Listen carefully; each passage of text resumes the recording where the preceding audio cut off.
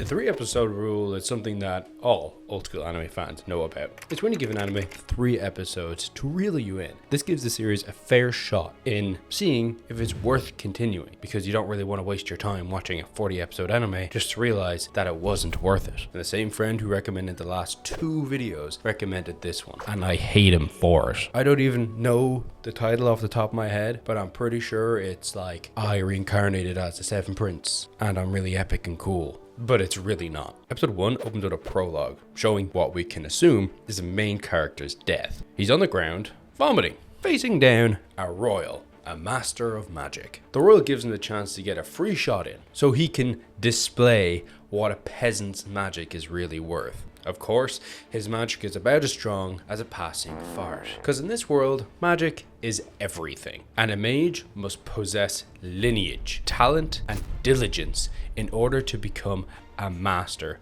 of magic. This is according to the all-wonderful father of magic, Bordexu? Bordexus, Master Bordexus. The royal then shows the beta peasant what real magic is and shows him his Sigma flames. But the peasant's weird.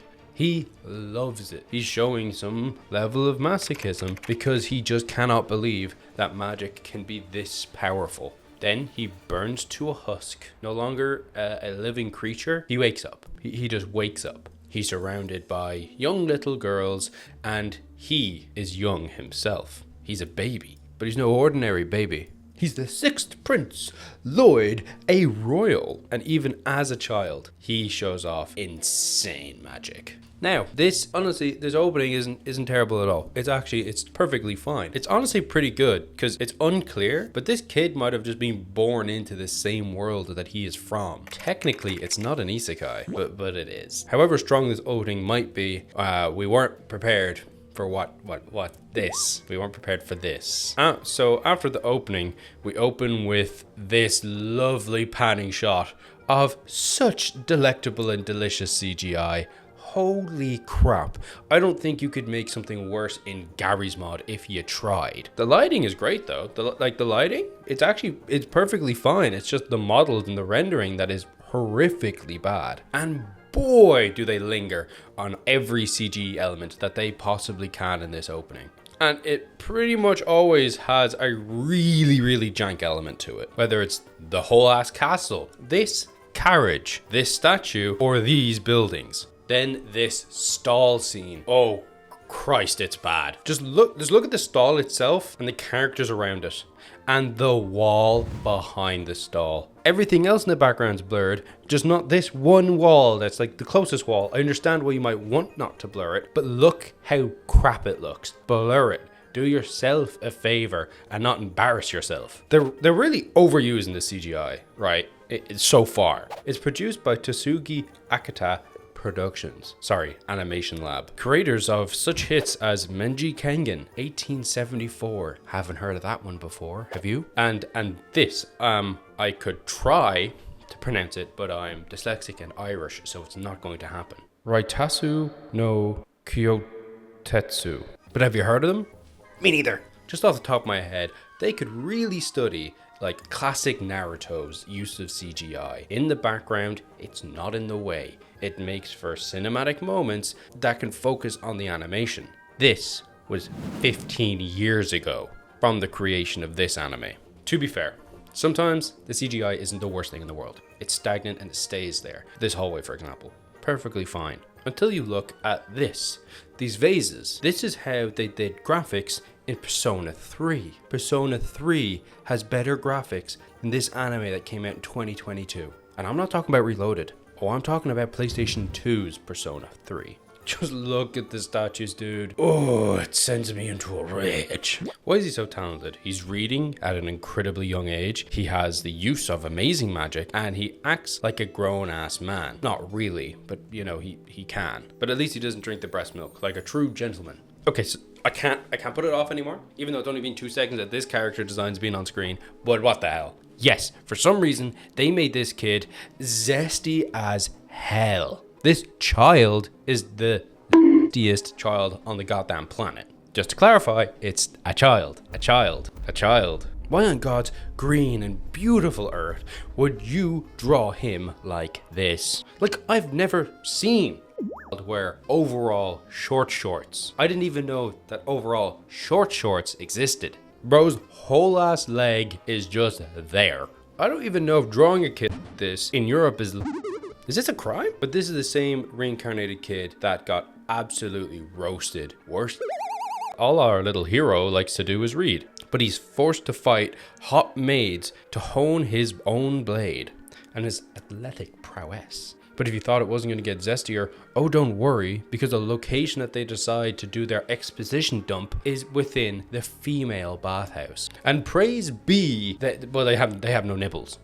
There's no nipples. In this exposition dump, we find out that there is a forbidden library underneath the castle with a book with a sealed demon called Grimoire in it. But our little femboy prince is able to use his air-type magic to get in there easily and remove the locked door spell using his immense power. Now, this is actually pretty cool. We understand that there's different types of magic and they can do different types of things, but too bad that's going to be skipped over and not explained. Lloyd meets the demon, who tries to persuade him to set him free, offering him gold and power, all of which Lloyd doesn't care about until he talks about his magic. And Lloyd goes to free him with the promise of learning said demonic magic. A one-sided fight ensues where the demon throws everything he has at Lloyd, which is incredibly powerful, but Lloyd spends the time just analyzing the demon's magic, and one case of child masochism later, the fight's over and Lloyd stomps the demon into the dirt. Lloyd uses magic to fix the room, and the demon becomes his little pet familiar. Because Lloyd is that powerful, he intimidates the demon.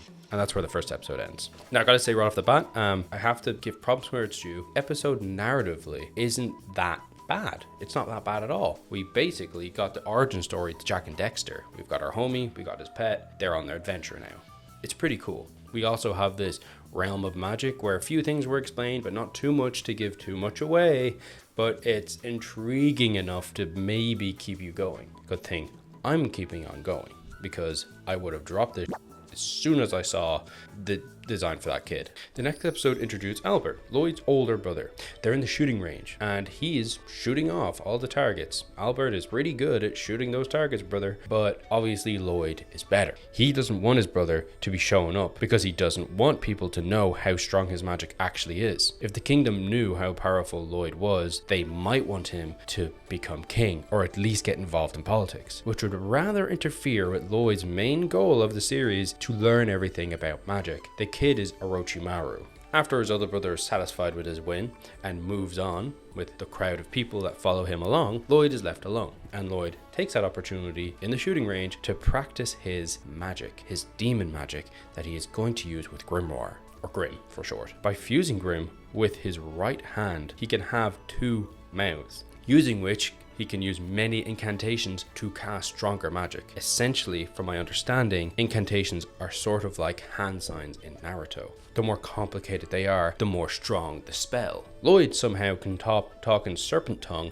and say multiple words at the same time. It's not really possible, to be honest, but hey. He harnesses the demon magic, shoots up in the air, and blows a goddamn hole in the ozone layer. He could see the stars. Of course, this draws a lot of attention. Suddenly it's dark all of a sudden around the kingdom. He runs and hides, and that's where that part of the story ends. Yeah, there's no conclusion or punishment for him making that mistake. It simply just moves on to a reset where it's the next day and nobody is the wiser. Dungeons exist. Dungeons are essentially the same thing as they are in basically any D&D or fantasy setting, and he really just wants to go down there and see all the magical monsters and stuff. Magical stuff. So he creates a clone out of wood and other plant matter to take his place while he goes to explore a dungeon. However, the clone can't move by itself very well and is real stupid. All it can do is dance like an idiot. So he puts Grim within the clone so that Grim can act like him and he can get away with an intelligent body double. It's a real Kong Ichigo situation. So Lloyd flies away from the castle and starts to go on his adventure. That's when he sees a girl who is just wiping out orcs in a pretty goddamn brutal way. Pretty cool. She uses a magic called Chi. Now, Lloyd uses a second disguise to fuse a version of himself and his older brother into one being so he looks older. So I don't know why they gave us that explanation. He could have just said, I made myself look older. It's kind of annoying. Now, you might be wondering, this story sounds a little less fan service as the last. You'd be wrong. See, this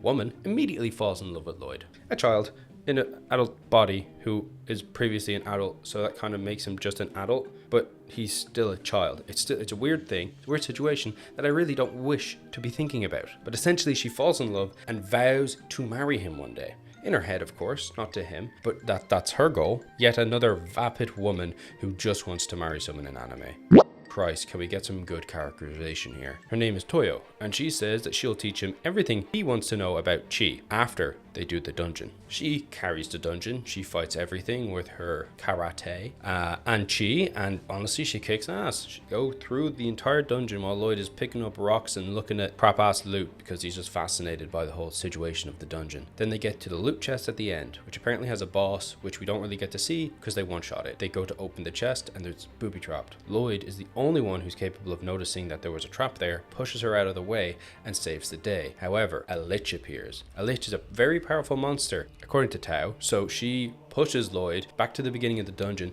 so he can be safe because he told her he was a beginner adventurer. She fights him even though she knows she's going to lose, and when she's about to die, after putting up a hell of a fight by the way, Lloyd comes in and saves the day and is pretty cringe because he's just like more happy to kill the lich and to learn chi than to actually save her. Lloyd then learns chi, just this traditional martial art that takes years to master, in like one day, and shoots off an incredibly high level blast that she can't even do, and that beats the lich. Then Lloyd has to rush home because Grimoire is apparently getting the crap beat out of him, but before Lloyd returns home they vow to get stronger together, and that's it. Honestly, the episode itself was not too bad whatsoever. Fairly good, genuinely quite good actually. Like I really hate to say it, the CGI at the start is not apparent at all in this episode because most of it is indoors where we should be. You know, like they're using CGI to do these massive kingdoms that look terrible. You could draw them badly and they would just be better, but you keep it at a traditional small setting and things will look pretty amazing. Also, the loot for the dungeon was a single dagger that Lloyd took home with him, and that leads into the next episode, which is about enchanting magic. And the second half of the last episode is just about enchanting magic and how he's really good at it and how he still has to pass that off as him being bad. So like that's about it. Enchanting magic is just when you write runes and stuff on a sword and it makes it more powerful. Yeah, that is it. Same trope as before, just again, and it's fun. There's not much substance to it. It's fun. But that's about it. That's the 3 episodes. That's everything. So like in a hypothetical universe where the character design and the overall premise didn't kind of really like make me uncomfortable, this series would actually be pretty fun to watch. Not good, to be honest, but fun. It's slop. Unfortunately, that's not good enough for a 3 episode rule. I don't think it passes. It actually fails. I have to be personal here, and the character design to me is really, it just makes me uncomfortable, and I can't just stay here and say that it wouldn't stop me from watching the show, because it definitely would, and it has. Like the cutesy blushes on his knees are just so unnecessary. The child's hips are just huge. They're huge, and it's just like, why? It's a child. They're like 6-7 years old. It's kind of just a little gross. So doesn't pass the 3 episode rule. If you want to see another 3 episode rule video, here and here, pretty cool, huh? These two, yeah. Romance and Gungrave, a classic, by the guy who did Trigun. Please subscribe. I really need it. I really need it.